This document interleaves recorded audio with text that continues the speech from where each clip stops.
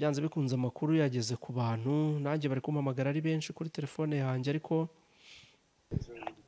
nagira ngo tuvugane iminota mike cyane ndi kuri kamera ndimo ndaganiriza abantu bakurikira Pastor Ezra Mpyisi official. Yes. Njya mbabwire ko ndimo ndavugana na Mpyisi Gerard, ni umuhungu mukuru wa Pastor Ezra Mpyisi. Hari amakuru twumvise yuko Pastor Ezra Mpyisi yatabarutse, abantu bamwe bashobora kuba bari gukeka ko ari ibihuha, turagira ngo mutuhe amakuru y'ukuri kuri izo nkuru twumvise. Ibyo birumvikana kuko sibwo bwa mbere Pastor Mpyisi yabikwa kuri social media. Byabaye ubushize hashize n'ukwezi kutarashira, ariko turashaka kugesha yuko noneho n'impamo ntabwo bikiri ibivuga. Pastor Ezra Mpyisi yitabye Imana uyu mugoroba hashize nk'isaha yitabye Imana. Ibyo abantu baribaza rero ko yabazize iki, se ni uburwayi, ni izabukuru, niba ari cyo mwabitangazaho nabyo mwabikomozaho nta kibazo.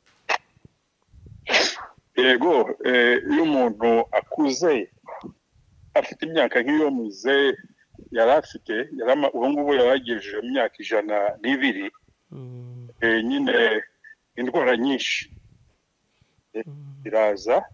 So twavugaga yuko yes yishwe n'uburwayi, amaze hafi umwaka arwaye, ariko ntabwo byari bibi cyane, ariko mu mezi 3 ashize yararembye.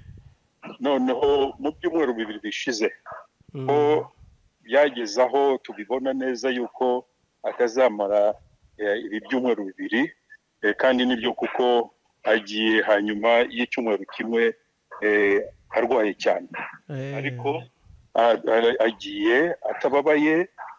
N'ejo twahoze tuvugana nawe, hari indirimbo akunda kuririmba, yindi uvuga ngo kwirembo. Umva yuko nyine yarazi yuko nawe agenda, ubu yarageze kwirembo. Ntabwo ari ibintu byadutunguye nk'umuryango, kandi nawe yarabyiteguye. Ubu ngubu agiye nyine uyu mugoroba, umuryango uri buze kuzahura wenda none n'ejo, ubwo nibwo tuzatangira gushyiraho porogaramu y'ukuntu muze azaherekezwa. Ibyo byose tuzabimenyesha abantu muri iki cyumweru. Yego ndumva ari ibyo, murakoze cyane. Ibindi reka ni byiza ko ari wowe ubivuze, kuko n'ubundi ni wowe washyiragaho amakuru ye, ni wowe wari umutumwa we mbese kuri YouTube. Ubwo ari wowe ubivuze, ntabwo biri buze kubonwa nk'ibihuha, ariko nibyo. Reka nganiriza abakurikira Pastor Ezra Mpyisi official, ubwo gahunda zose uko zizagenda zikurikirana tuzabibamenyesha n'abandi babimenye. Murakoze cyane, kandi tuzi yuko abantu benshi bamukundaga. Ngibyo nk'umuryango ni ibintu bidushimisha, kandi urupfu rwa Pastor Mpyisi ntabwo ari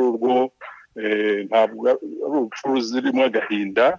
Umubabaro yego y'umuntu yapfushijwe, kubabara ntabwo byabura, ariko urebye uburyo yabayeho, twari dukwiriye nyine kwizihiza ubuzima bwe. Abongereza bavuga ngo to celebrate his life. That's exactly what we shall be doing. Mukomere rero umuryango, by'umwihariko nawe tuvugana ubu ngubu ukomere, hanyuma n'abandi bamukundaga ubwo ni ukubakomeza. Gahunda zindi tuzagenda tuzimenya. Murakoze cyane Patience. Murakoze namwe. Yego ni